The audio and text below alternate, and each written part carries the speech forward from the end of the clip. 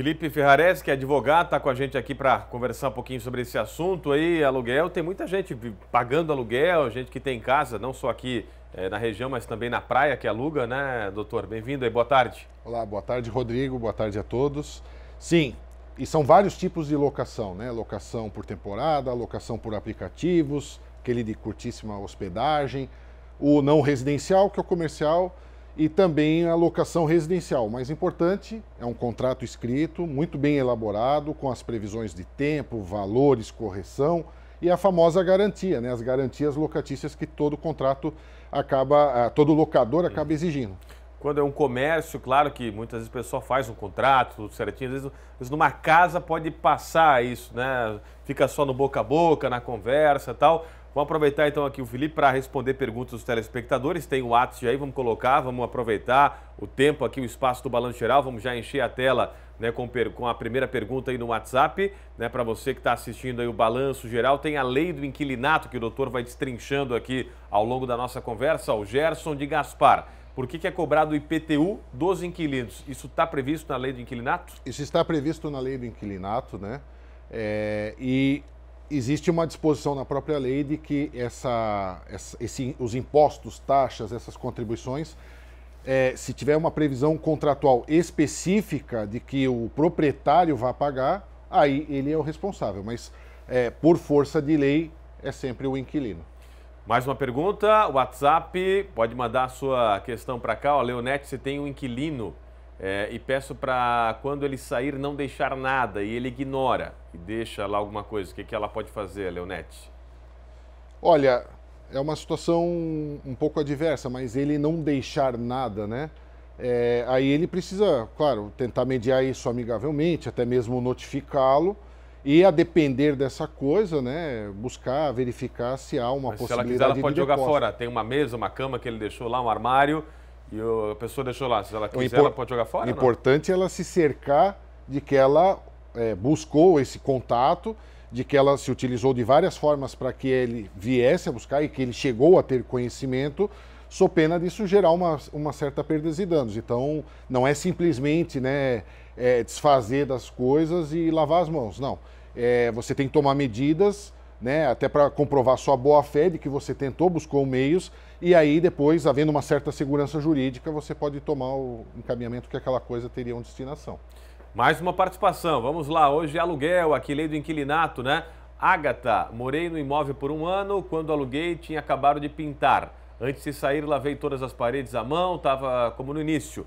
No fim, me cobraram 1.500 para pintar o apartamento de novo. Eles têm esse direito, as paredes estavam como ela começou no aluguel, doutor. Esse é um ponto interessante, porque uma outra situação do contrato é o termo de vistoria. Então, uma vistoria antes de você adentrar o imóvel e antes de sair é fundamental para garantir, inclusive, o direito de ambas as partes, tanto do inquilino quanto do proprietário. Outro ponto crucial é que há o desgaste natural da pintura. Então, a depender da situação, né, a gente não sabe, por exemplo, em que estado as paredes se encontram, e também dessas outras documentações, essa cobrança pode ser sim abusiva, a depender da situação, que aí careceria de maiores detalhes até documentais.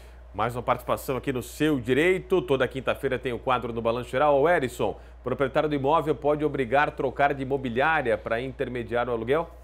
Essa é uma situação peculiar. Se houver uma previsão específica no contrato tratando de qual imobiliária faz essa intermediação, que vai acabar prestando serviço para o proprietário, então ali vai estar disposta a possibilidade de troca ou não.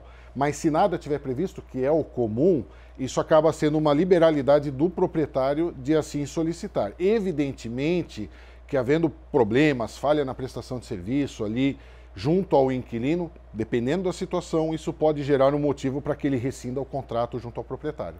Vamos ver mais uma pergunta aí para o doutor Felipe sobre aluguel. Hoje o assunto aqui no BG. Eliane, o inquilino tem direito do imóvel após mais de 10 anos de uso? Tem isso?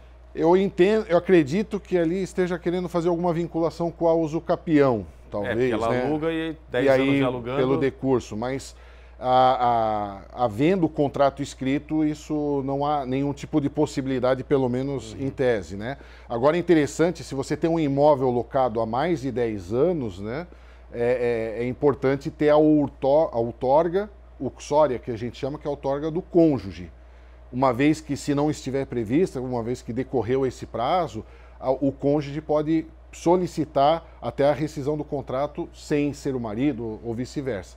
Então, mas voltando à questão ali de requerer o imóvel como se fosse de sua propriedade, em razão da locação, é um negócio jurídico que cria um obstáculo para esse tipo de aquisição.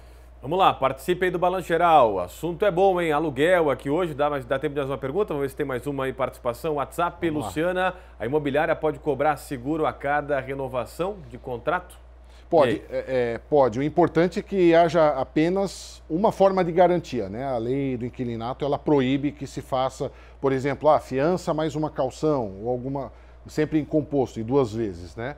Então, nesse caso, a imobiliária, no caso, é o proprietário, ele pode solicitar essa renovação anual, evidentemente que isso precisa estar previsto, né, no contrato escrito.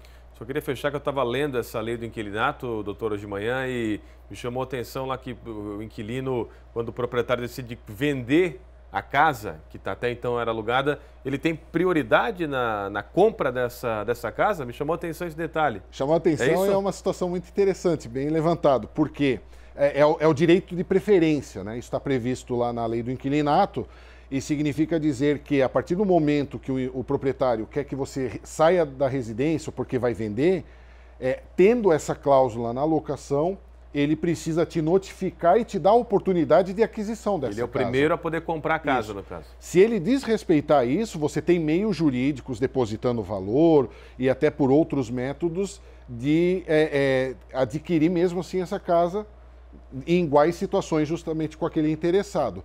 E o importante aqui também é deixar registrado, nesse ponto do direito de preferência, que em algumas hipóteses é sim interessante levar esse contrato de locação para averbação no registro de imóveis, que daí o proprietário vai ter que se comprometer com essas cláusulas e, inclusive, se forem descumpridas, aí pelo menos indenizar perdas e danos.